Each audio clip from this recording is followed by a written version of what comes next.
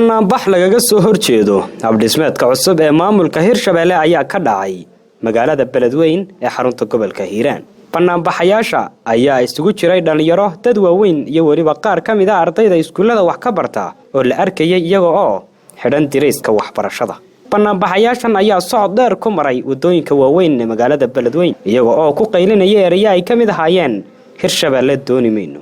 Dibadbaxan maanta ka dhacay Beledweyne ayaa imanaya xilli hanaanka doorasho ee Hirshabeelada cusub walaa xoogan laga muujinayo. ugu dambeyntii Beledweyne ma aha mid ku cusub bannaanbaxyada noocan oo kala ah. Waxaa xusid mudan 4 sano ka hor sidan oo kale markii la dhisayay Hirshabeele in reer Beledweyne ay sameeyeen bannaanbaxyo istaba joog ah oo ay kaga soo horjeedaan dhismaha Hirshabeelaha. walow bannaanbaxyadani aysan keenin wax natiijo ah oo ku saabsan khasaare ka dhashay. Wardi Xasan Daahir, Bulsho TV. maxaad ka faa'iidaa inaad lacag ku shubato kaarkaaga Somtel?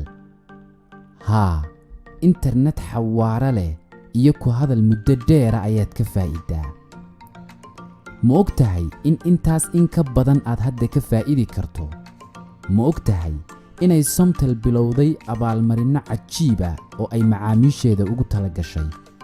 waxaa ka mid ah abaalmarinahaas dahab, microwave, TV iyo mobilo dhammaan shirkadda Samsung ah, account lacag ku jirto oo banka dahabshiil ah, dalxiis aad ku degto hoteelada damal, iyo waliba 10 gaari oo Hyundai cusub ah kuwaas oo qaar ka mid ah gaarayaan qiimo $30,000.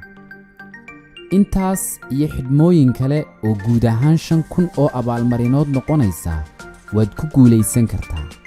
waxa aad ka mid noqonaysaa liiska tartamayaasha haddii aad ku shubato ku hadal, ama aad ku shubato internet, ama aad tahay qof ka ganacsada ku shubashada, ama aad tahay qof u adeegsada dahab qaab shakhsi ah iyo qaab ganacsi ah. ka qaybgal macmiil oo ka mid noqo guuleystayaasha. si aad u hesho xog intan ka badan, fadlan garaac 333 ama 111.